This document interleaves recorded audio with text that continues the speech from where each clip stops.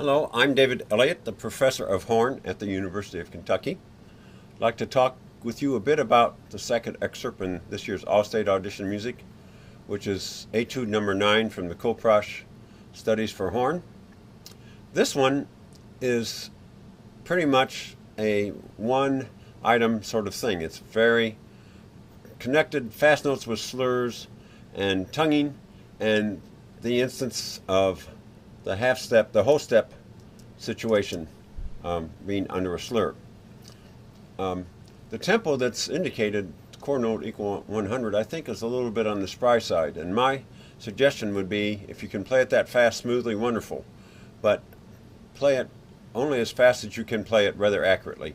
And if it comes in a little slower than that and you get all the notes in pretty much good style, it would be better than very sloppiness trying to do it at 100. A quick perusal of the dynamics again would show that there really aren't that many dynamics. I think the edition you have doesn't even have this mezzo forte. I think it's pretty much basically loud and soft.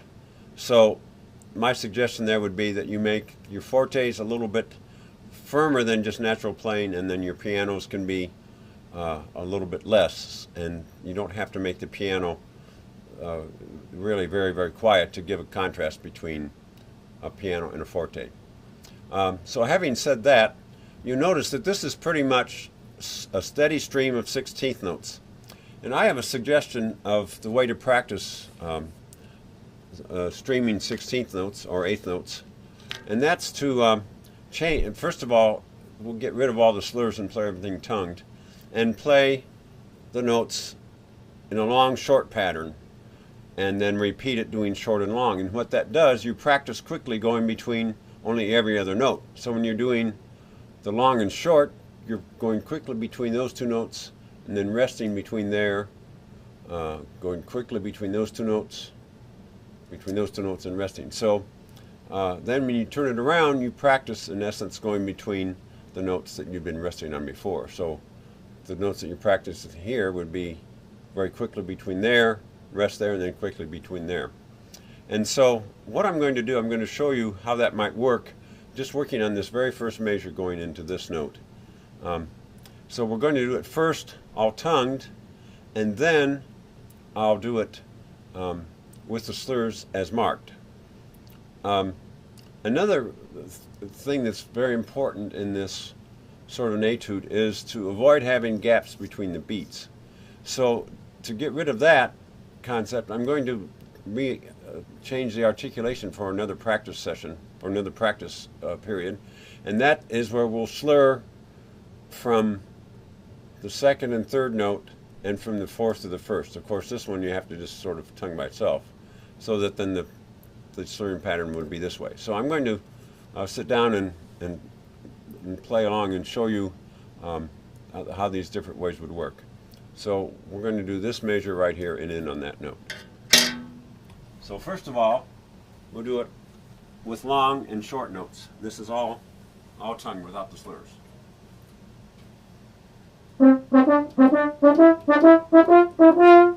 And then do that several times and then reverse it. So you do short long. And then go back and do the long shorts, but do it with the slur. And then the other way. And so on. And then let's do the slurring that I showed you, where we're going to slur second to third and fourth to one. And then having done that, then you put them all together and it should come out a pretty neat situation. And if you do it measure by measure that way and then incorporate a couple measures together, I think you'll find that this will help you be able to play this rather smoothly. Let's talk a little bit about some alternate fingerings that might help. In general, it would be best to play this with all the standard fingerings.